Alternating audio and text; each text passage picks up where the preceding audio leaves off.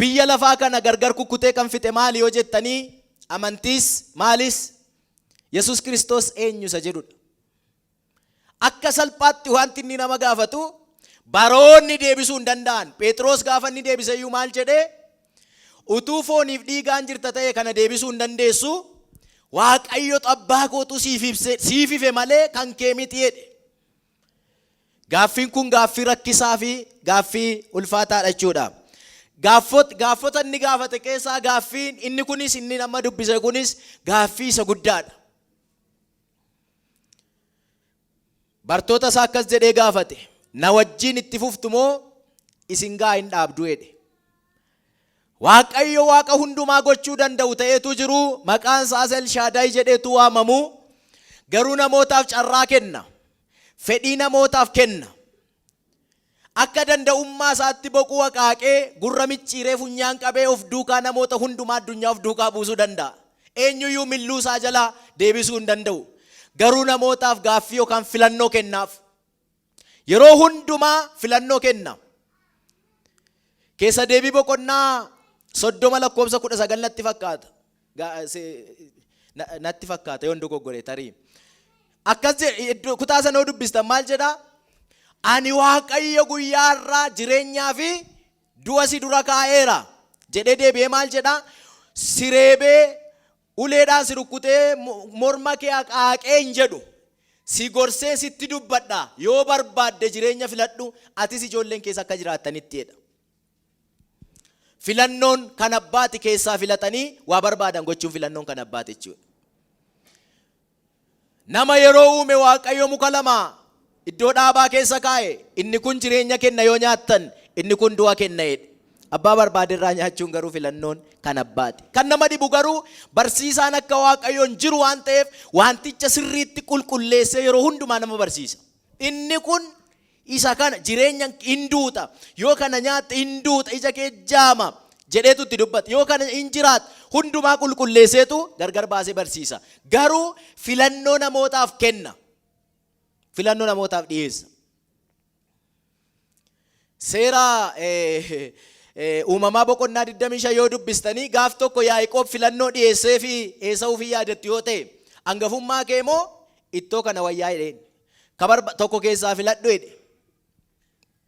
Barto gaaf isinitti dubbadheera ta'e hin beeku. Armee kootu biddeen toshiiti gaaf tokko biddeen toshiiti ittoo lukkuu immoo biratti hojjetti.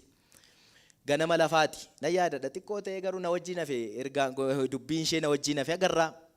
Jaartii tokkotu kadhattu dhawwinee dhamti dhuftee kadhatti. Dhufteetu gaafa isheen ol seentu xaafii midhaaniin sii kennamoo biddeen kana nyaattaa jetteen. Waa fudhattee galuu barbaaddi garuu ittoon handaaqoo kun funyaan rukkuteera. Itti yaaddee tokko amma inni maal naa wayya taaree haadha gaaddisee koonnaan kan sii wayyu si beekaa ittiin jaartii. Filannoon kan abbaati. Iddoo kana yoo dubbistan na wajjin deemu yoo isin dhiiftan lafan isinitti kutan jedhu. Na wajjin deemu yoo isin dhiiftan mukan isin irratti jissan jedhu. Garuu maal jedhee gaafata? Itti fuftu moo hin dhaabdu jedha. Walii wajjin jiraachuun keenya kun isinii ta'eera moo? Walii wajjin adeemuun keenya isinii ta'eera moo hin dhaabdu jedheetu gaafata. Kutaama kana yoo dubbistan baay'ee isaa yaada maalii argattu? Namoota garaagaraatu duukaa jira.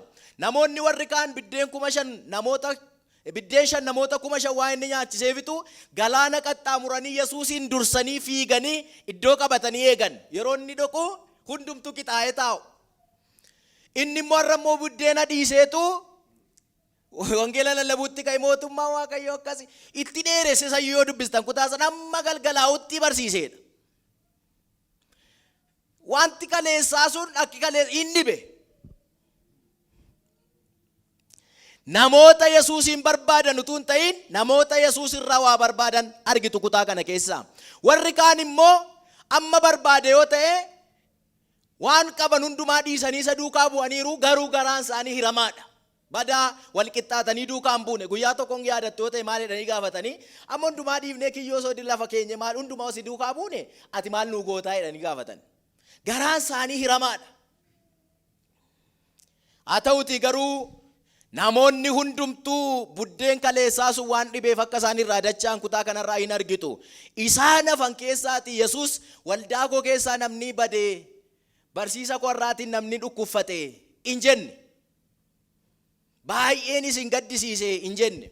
Eenyurraan asiraata sassaabbadhaa hin jenne. Dubbiidhuma qabu booris hin oolu waan ta'eef maal jedhee gaafate, itti fuftumoo na wajjin jiraachuun kun ta'eera moo hin deebitu hedheetu gaafate. Waa'ee ma walii wajjin jiraachuu Waaqayyo wajjin jiraachuu yoo dubbistanii Waaqayyo jalqaba uumamaatti namni na dhagaa jiru akka isaan argisiisu. Akkuma shaggaree feemiitti na dhaggeeffattu waan ta'eef. Jalqaba uumamaatti Waaqayyo nama yeroo uume sagantaa Waaqayyo jaldeessarraa bineensarraa nama ofitti aansee uumeef maa inni wajjin jiraachuudha. Nagaa bultee attan bultee wajjin jechuudha. Ollaa ofii godhachuudha, fira ofii godhachuudha. Waaqayyo nama ofitti aansee akka bifaaf fakkaatti isaatti kan inni uumeef. Maaliif? Wanti waliin fakkaanne walii wajjin hin jiraatu waan ta'eef akka ofii isaatti akka fakkaatti isaatti uummate Waaqayyo. Addaamiif iyyuu yeroo haadha manaa kenneefi kan isa fakkaattu kenneefidha. Kan waliin fakkaanne walii wajjin jiraachuu hin danda'u waan ta'eef waan isa fakkaatu uummate. Garuu kan isa ajaa'ibu Waaqayyo wajjin jiraatee hin arge uumama lafaa dura lafti kun utuu uumamii Waaqayyo wajjin jiraatee ni beeku. Gaarummaa Waaqayyo wajjin jiraachuu maal akka ta'e sirriitti qulqulleessee ni beeku. Wajjin jiraatee waggoota dheeraa wajjin jiraatee Waaqayyo bira jiraachuun maal akka ta'e ni beeku. Waaqayyo wajjin oolanii buluun maal akka ta'e ni beeku. Seexanni ofii isaatii carraa Waaqayyo wajjin jiraachuu waan hin qabneef namootaaf Waaqayyo gidduu galee akka inni gargar baase seera uumamaa boqonnaa 3 irraatiin argattu. Waaqayyos nama gadoofeedha. Akka walitti hin deebinetti immoo billaa qaramaaf gaggalagalaa kaa'eedha.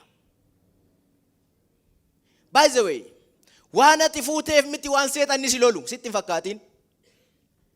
Waan ati mana jaarrattee miti kan seexanni si lolu silaa mana kee caalee maal inde White House hin deemu. Kan keessa baallee 20 caalee warri warqeedhaan ijaaranuu jiru. Isa miti rakkinni seexana.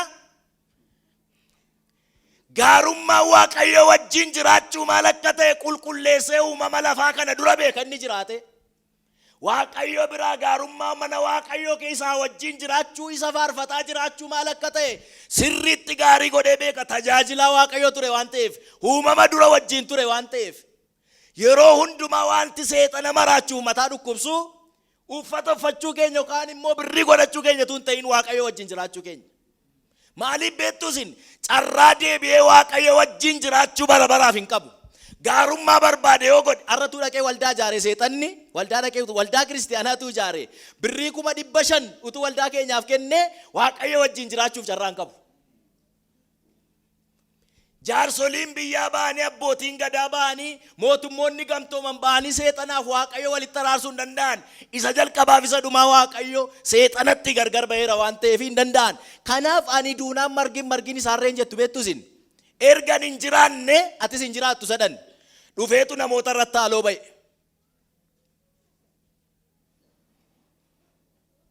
Haaloo ba'uu kanarraa kan ka'e namniif Waaqayyo billaadhaan gargar ba'an. Billaatu nama gidduu ture, billaa gaggalagalutu nama gidduu ture. Waaqayyoof nama gidduu jechuu kooti. Isa kanaaf yeroo dheeraa waggoota kumaatamootaan miliyonotaan lakkaa'aman ijaarsa diinummaa namaaf Waaqayyo gidduutti seexanni irratti hojjetee dhimma koodhee gimbii gurguddaa ijaare. Gimbii ijaare seexanni diinummaa namaaf Waaqayyo gidduutti ijaaruu jalqabe. Waaqayyo garuu haaloo kana kan ittiin ba'u tokkicha ilma isaa Museen ergine, Eeliyaasin hin ergine, nama kan biraatti hin fayyadamne. Isaayyaas 59 yoo dubbiftan maal jedha? Hirree isaatti fayyadame humnuma ofii isaatii uffatee foon uffate ofiima isaatii foon uffatee inni kun maa inni ilma isaa Kiristoos Iyesuusiin gara biyya lafaatti ergeetu ijaarsa seexanni waggoota miliyoona meeqaaf ijaare kana si'a tokkoof isa dhumaa daakuuf daaraa godhe.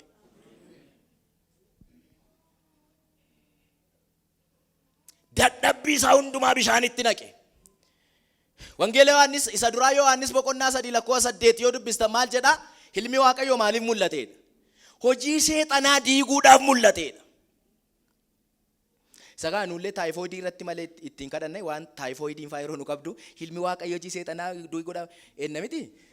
Taayifoodii ukkaamsaatti nyaadhuun si gadhiisti. Shunkurtii adii kana caccabsitee itti nyaattee maattee qaaraatti cucuffattee mannaan sirraa sokkiti isheen. Hojii seexanaa diiguuf dhufe inni jedhu kun isa burcuqqoon nurkaa ba'ee bu'eennaan ba Yesuus himennu miti. Diinummaa namaaf waaqayyo gidduutti waggaa miliyoona dheeraadhaaf haaloo ba'umsa seexanni hojjetetu waaqayyo ilma isaa tokkichatti fayyadameetu akka nama boombii dhukaasu gimbiin ni ijaare guutummaa guutuutti daaraa godhe. Akkasittiin deebisee nama ofitti deeffate. Garuu kan isin dhibu hammayyuu seexan isa dhumaatti faradame amma iddoo isaaf kaa'ametti galutti abdiin kutatu. Si hojiin koo diigameera deen ta'u. By the way, biyya lafaa kanarraa kan abdiin qabne seexana, kan abdiin kutanne seexana. Walitti maa walitti galagalaati.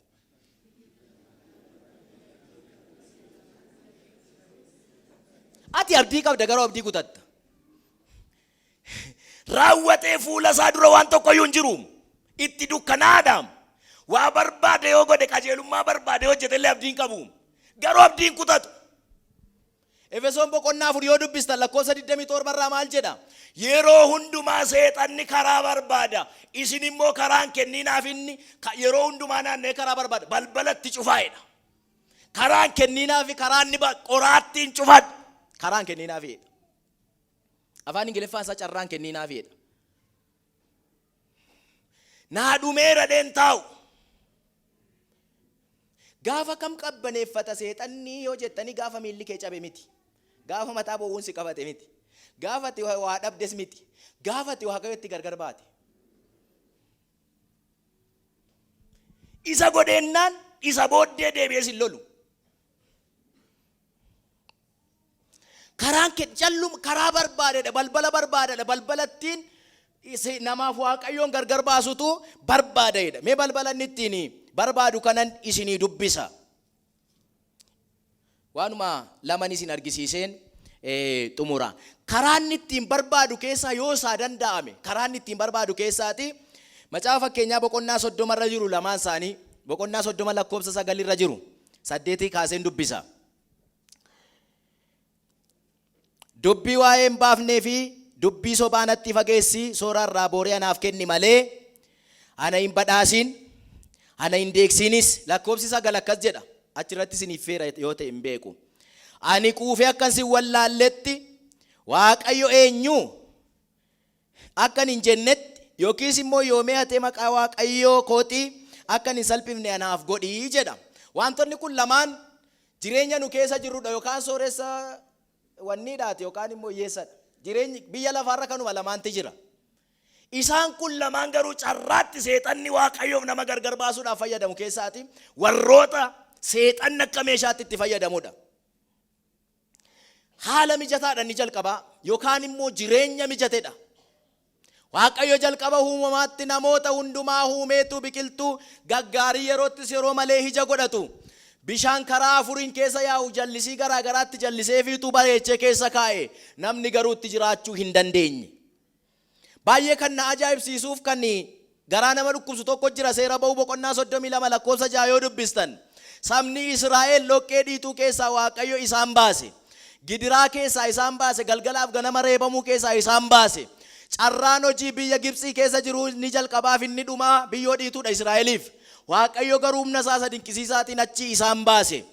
Boqonnaa 32 lakkoofsa 6 yoo dubbiftan garuu maal jedha? Midhaan dhabnedhanii boo'anii. Waaqayyo midhaan isaaniif kenne. Bishaan dhabnedhanii boo'anii. Waaqayyo kattaa keessaatu bishaan isaanii dhangalaase. Adaraa waaqayyo as na dhaggeeffadhaa qaba. Ila hin beelofnedhanii. Waaqayyo waaqa banamaarraa mannaa harcaase. Hin dheebonnedhanii. Waaqayyo dhagaa keessaa bishaan yaase. Lakkoofsi 6 garuu akkas jedha. Isaan hin nyaatanii, hin quufanii, irrattis hin dhuganii. Maaliif kaanidha? Sirbuudhaaf, dannasuudhaaf yookaan immoo sosocho'uudhaaf kaanidha.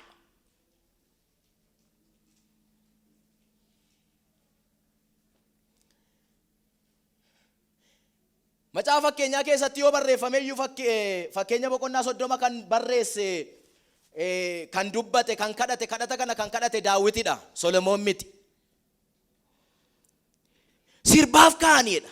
Waan Waaqayyo isaaniif hojjete akkamitti akka Waaqayyo isaan fide hundumaa maal godhanii hin irraanfatani.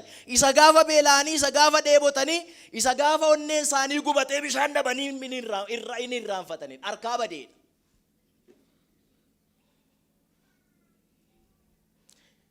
Bar tokko Waaqayyo namoonni Israa'el yaa'anii dhufaniitu Daawitiin akkas jedhan. Yaa Daawit jedhanii, ati har'aa kaastee du'uun sirra hin jiraatu. Ati mootii gaariidha, nama gaariidha, loltuu jabaadha waan ta'eef du'uun sirra jiraatu. Iddoo kee namoonni kumaatamaan haa du'ani. Har'aa kaastee lolan loltu nutuu sii lola jedhaniitu gara manaatti hambisanidha. Yeroo hundumaa Daawit lola keessatti argama yeroo kaan. Har'a garuu jaarsoliin dhufaniitu jaarsoliin biyyaa har'aa kaaftee lolan loliin bakka kee namni biraan dhaqee aduu ati hin duutu jedhanii gara manaatti deebisanidha.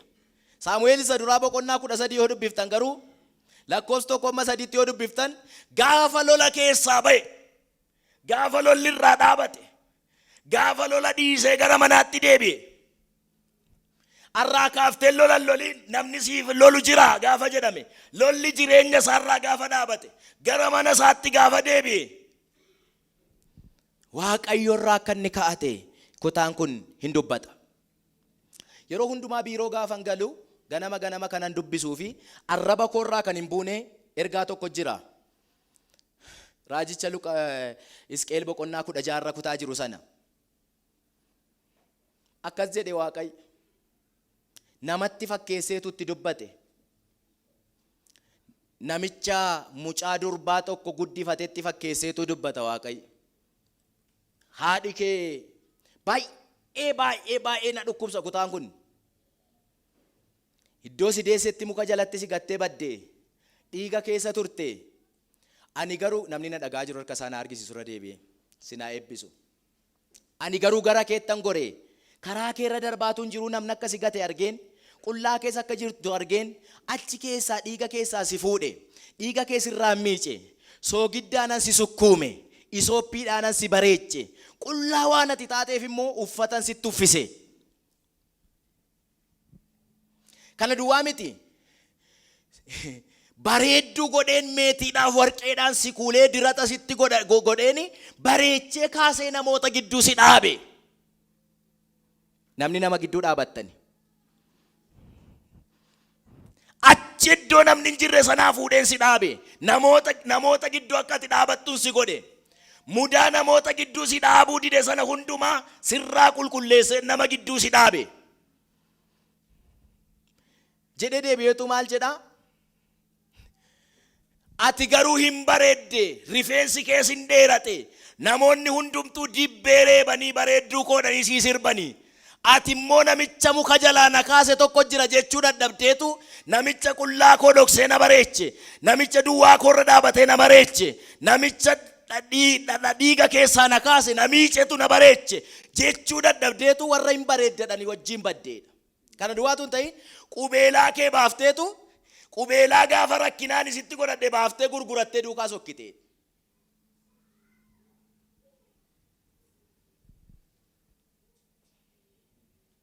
Akkam ma'aasof nu miti.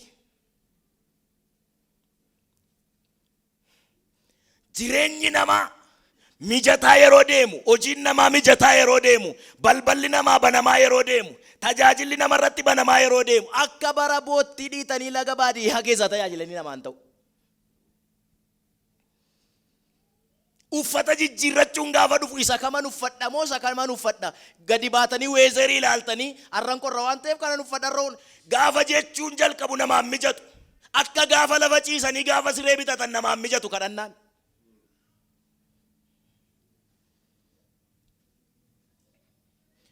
Kutaa tokkotu baay'ee na ajaa'iba. Wangeela Luqaas boqonnaa 14 lakkoofsa 15 kaastanii yoo dubbistan maal jedhaa? Namicha tokkotu waamicha waammatee xalayaa waamichaa kenneefitu gaafa nyaanni qophaa'ee waan hundumtuu ta'uu namoota irra deebi'ee yaadachiise. Kottaa gaafa nyaanni qophaa'ee raadheetu cidhichatti waammateedha. Namoonni garuu maal jedhaniidha? Inni tokko akkas jedhe, ani lafan qaba waan ta'eef dhufuu hin danda'u jedheedha. Inni tokko ani niitii fuudheera dhufu waldaa keessa jira inni akkasii. Inni lallabu kun fakkeenya duwwaa seetanis as keessa ciise malee. Guutee bayes keessa niitiin fuudhanii danda'een dhufuun kakka bodhe Inni allafan bitadde mee lafa qorrannaan naa dhaqee waa inni fakkaatu laalladha hidhiidha. Inni tokko ani qotiyyoo biteera mee gara qotiyyoo kootiin deema hidhiidha. Maalitti waamame? Cidhatti waamame. Cidha isa kam? Isa guddichaadha kutaa kana yoo dubbiftan. Cidha by the way birthday ijoollee keessaniidhaaf nama waamtanii keekii bittanii keekii birrii 200 bittanii namni dhufu yoo baate fira keessa waammattanii yoo cuucii hoolaa tokko qaltanii namni dhufu yoo baate attam isinitti ajaa nyaatichi mana keessa attam gadditu. Inni cidha kana qopheesse mee ijoollee keenya isa tokkicha qabu ilma isaa gorra'e. Cidha kanaaf kan qalame hoolaa miti keekii boolee madaanaalee miidhaa bitame miti ilma Waaqayyo jiraataati. Namoonni garuu inni kaan niitiin fuudheedhe, inni kaan qotiyyoon biteedhe, inni kaan lafan qabaedhe, qabeenya isaanii duukaa badaneedha. Sii kennee biraa sin hambisii Waaqayyo.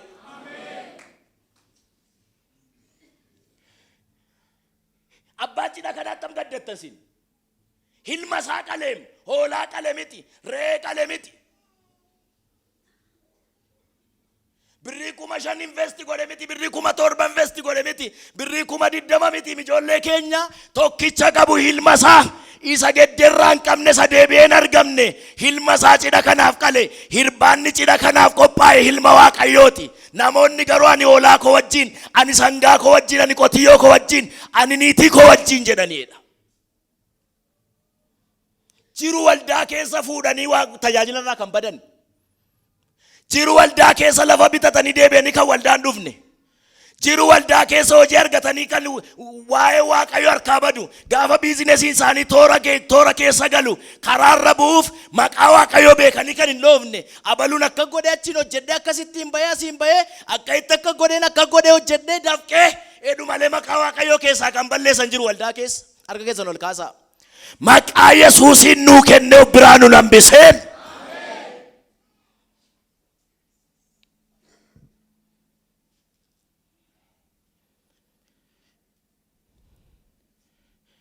Akkadu kutaa tokkotti baay'ee na dhiba ida galgalaa kaasee san dubbisa kutaa kanan dubbisa waa'ee Absholoomii fi maatii Absholoom keessa rakkina jiruun dubbisaa ture.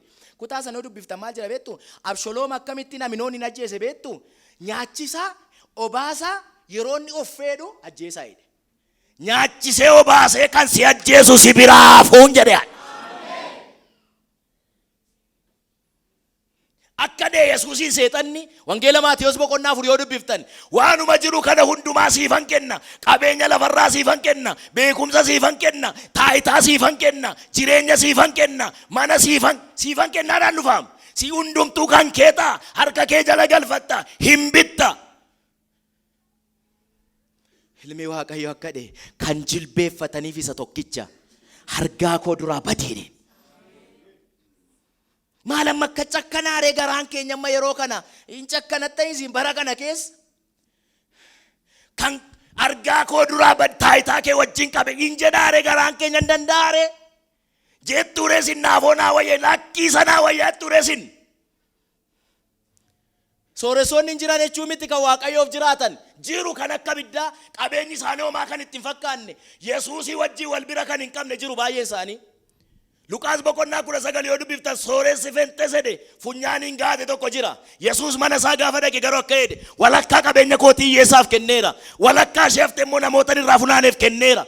Eenyutti haftaree hundumaa harteennaan Yesuus isa mana koo seene wajjin an jiraadhe.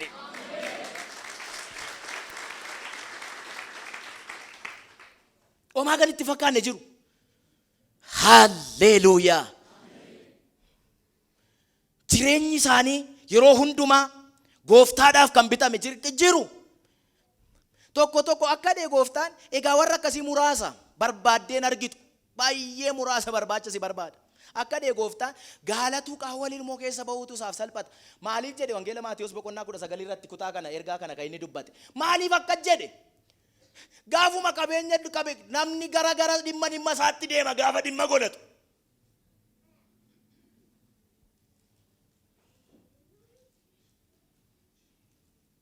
Badaani daaraa keessaan ka'e gooftaan na kaase dhiiga keessaan ka'e qullaa kootti isatu uffise uffata narra fudhu kan akko isatu natti uffise iddoo namma ga'e kana isan kan akkasii badaanan dhageessan amma sagalee akkasii badaan dhageessani Isata siin nagahee sanaa wayyanaa isatti hafuunaa wayyanaafoo kan jedhu badaan nageessan. Hundumtuu kan argate keessaa baduu barbaada. Seexanni immoo maaliin itti jira yoo jettanii siifan kennaadhaan itti jira. Siifan kenna. Akkas siifan kenna. Kanatti barbaada dheebuun kee maali? Siifan kenna. Siifan kenna. Barbaada siifan kenna. Maal dheeboo tokko taayitaa dheeboo siifan kenna. Hindi siifan kennaadhaan itti jiraam. Sii kennuusaa duwwaan ilaalis si fuudhee baduu fiyata. Qabeenyi sirrii miti hin jenneen akkasiin sooromtanii fedha sagalee Waaqayyoo. Qabeenyi sirrii miti hin jenneen yoo mana akkas jedhean qabeenyi barbaade yoo jiraate warqeen tuulame barbaade yoo jiraate Yesuus ilma Waaqayyoo isa wajjin jiraannu nuuf hin caalu. Qabeenyi Yesuus keessa hin jire yeroo hundumaa dukkana si nyaata waraabessadha. Gaa'elli Yesuus keessa hin jirre maraatummaadha. Amma feete ababaa yoo walii kennite galgala ababaa baattee ofumaa galta malee bineensa walitti taata. Gaa'ela Yesuus keessa hin jirre. Atoo fi ababaa cirtee baattee galta. Si wajjin jiraachuu naa wayya Yesuusiin isa wayya. Si mana kooqaatti duwwaan. Halleluuyaa. Gurbaa quufaa tokkon argitu Luqaas boqonnaa 14 lakkoofsa 15 kaastanii Wangeela Luqaas boqonnaa 15 lakkoofsa 11 kaastanii ilaaltan quufaa fente sedhe tokkotu funyaaniin gaatee akka jedhe yaa abbaa koo kana booddee walii wajjin jiraachuun hin barbaachisu jedhe. Maal ennaan of danda'eera of ga'eeraa jedhe. Bakka amma of hin ga'inetti amma of hin danda'initti inni wajjin turre amma kaasee garuu maal ta'eera? Of danda'eeraati qabeenya si biraa qabu hundumaa naa kenniti na geggeessi of danda'een dhaqeenis of danda'ee jiraadhaa jedhe. Abbaan isaa waan inni barbaadu hundumaa kenneefi geggeesse of danda'ee hin salphateen manca'e. Waan inni qaba deetti naannoo hundumtuu harkatti dhume duwwaa ta'e daaraa ta'e raammoo ta'e booyyee wajjin fira ta'e abbaa isaa dhiise gaaf tokko garuu akkas jedha laga booyyee keessa taa'eetu akkas jedhe ayi mana abbaa kooti ayi abbaa koo wajjin jiraachuu hin taa'edhee waan fudhadhee biraa bade hamma garuu harkatti daaraa ta'e booyyee wajjin an taa'e mee ka'een gara abbaa mana abbaa kootitti deebi'a. Isa wajjin jiraachuu naa wayya yoo barbaade garba naa godhatu guyyaatti qaansiraa hojjedhaafi naafuun kennin qaansiraa mana hojjedhaafi isatti waamamaa jedheedha.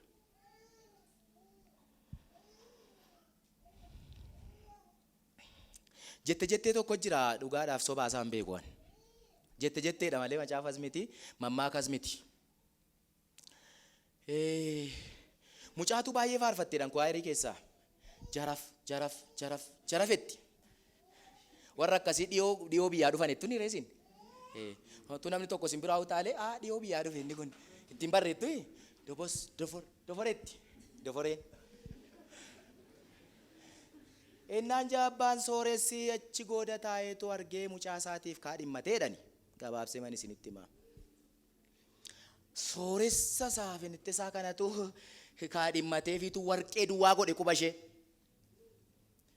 Gaafa torbee sarara lammeffaarra dhaabatteetu Yesuus gooftaadhuma. Gaafa torbee sadeeffaa jaarsi tarii dhukkuba faataa gambee kan hidhee ilaale torbee sadeeffaa isa dhumaarra dhaabatte sarara isa dhumaarra torbee arfeffaatti gadi buutee as teesse torbee shaneffaatti dhattee majaarsa bira teesse achi dhuma ennaan jaarsolee ergatee maal deema an abjuun argee bakka mucaa koof hin taatu abjuun argee galgaluma nat abjoodde gaafa waliikuu barbaadu namni akkasuma dhahee nan abjooddeedha. Maa isheen akka ittiin si dhiisuu gaafa barbaaddu edatuma wajjin adeemnu shaantaa fudhattee akkas kaatee immoo akkasan ka'eeti. Si dhiisaa jirti jechuudha.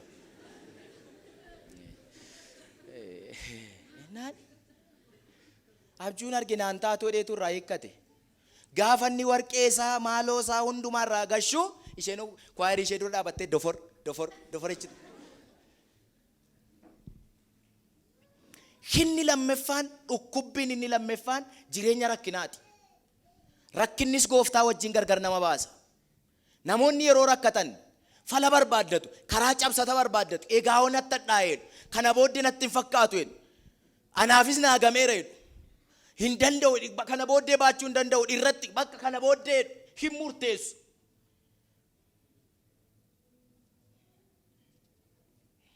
Uumama boqonnaa 16 dubbistanii boqonnaa 15 irraa gooftaa Waaqayyo akka dhee Abrahaamiin yaa Abrahaamii yeedheen eennaan boqonnaa 12 keessatti waammatee wajjin jiraannaa jedhee fudhatee ka'e. Abrahaam gungumee waar mucaa ennaan boqonnaa 10 yoo dubbiftanii ani gaachana keeti gatiin kee guddaadha ittiin jennaan Abrahaamis shoo ameen jedhe. Ati maal naa goota isa duukaa harkifadhu gara isaatti fuula kee deebisi. Yeroo hundumaa ganama galgala yeroo raftu yeroo kaatu isa wajjin hin haasa'i. Yesuus ilmi Waaqayyoo hin mul'ata.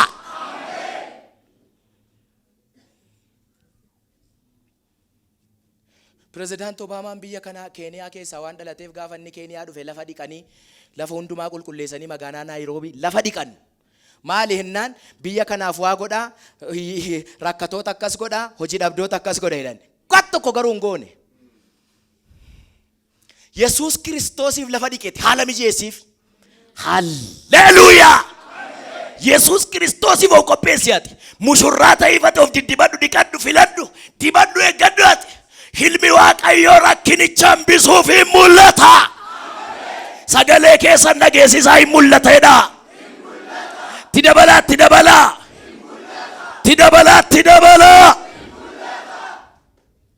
Hambisuudhaaf, dhukkuba hambisuudhaaf, rakkina hambisuudhaaf. Tajaajilaa kan biraa mitiim dhufee kan namarraa hambisu. Isa mitiim arra yoo fayyite noo boorimoo kan biraa ta'ee dhufaam. Kana yoo argatte kan biraa ta'ee dhufaam. Akka deebi'ee boo'ichi hin dhufnetti, akka deebi'ee rakkinni hin dhufnetti. Amma namni kanatti gammadeen ililchine maal ililchaa tokko lama sadi.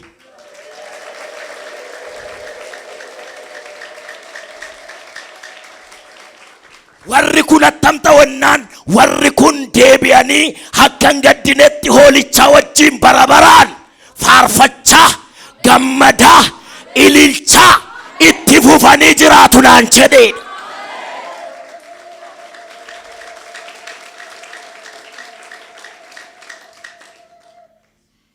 Magarsaa Baqqalaa faarfataan keenya akka dhe inni moofaan darbee tinaan dabaltu haaraan iddoo bu'a.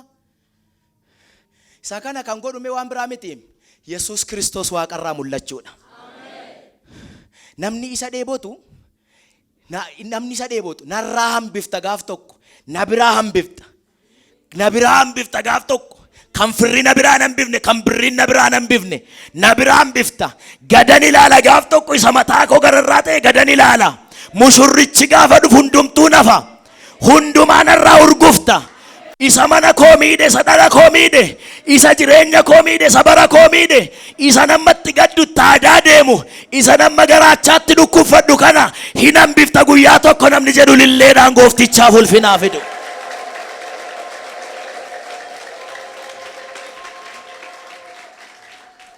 Gubbaadhaa kaa goodaan gaasii kaa amma goodaatti sagalee keessan dhageessisaa hin hafa namoonni jettanii amantan gaaf tokko olichi dhufee mul'atee na biraa hambisa.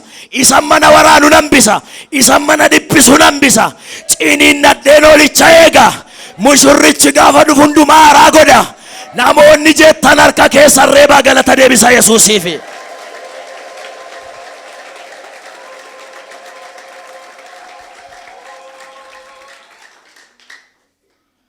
Hinafa. Tigala gali nama si bira jiru hinafa jedhini. Waan hin hafne sitti hin fakkaatin jedhaatti maa. Garuu hinafa jedhaani. Amma sitti naa deebi'aati ija isaa keessa jashee keessa laalaati sin jaalladhattiin jecha. Waan hin hafne yoo sitti fakkaate iyyuu jedhaa. Waan isa dhufee hambisutu jira jedhaani. Namni cakkantanii hinafa. Inna namatti jiru kun hinafa. Ameen. Arrabsamuun maqaadhaa baduun salphachuun rakkinni gidiraan wal caalchisuun biyya lafaa kun gaggalagaluun siyaasaa gidiraaniif yaaddoon guyyaa tokko hinafa namni jedhu ilillee dhageessisu Yesuusiif.